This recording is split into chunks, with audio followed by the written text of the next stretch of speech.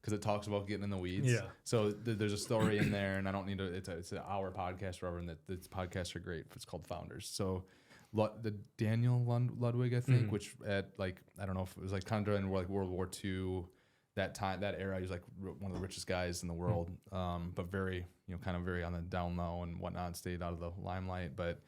He was already basically a billionaire or the equivalent today, and there was a new opportunity had like somewhere like Panama or something like that, but it involved he had to get an oil tanker into this area to a refinery or whatever to be able to get and ship out the amount that they were going to be pumping.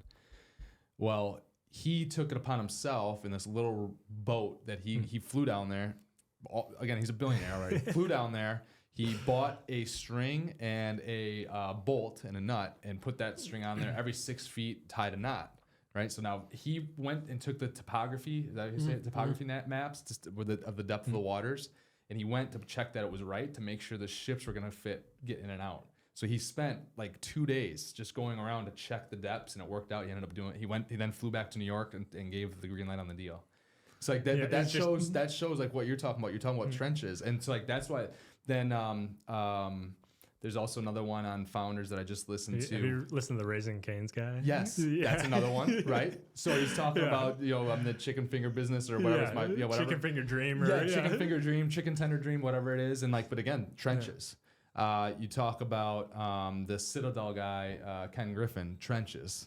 And you just listen to some of those stories and exactly what you're talking about. Like when you dive in and you can really understand your business.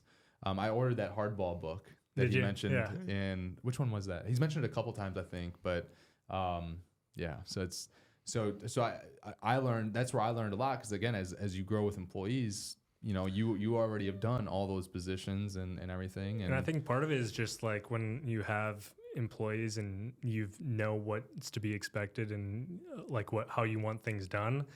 And then also if you lose an employee or something, or you lose somebody, they don't have leverage on you. Yep, for sure. Or sometimes you can get, if you just outsource from the beginning, you don't really know what you're doing. You need them more than they need you. Yep. And then if someone leave or it's just not working out, and I think you're in a similar situation right now where you can just step in. I've done it. I can weather the storm until we can get someone else in there. 100%. Well. Yeah. So that's awesome.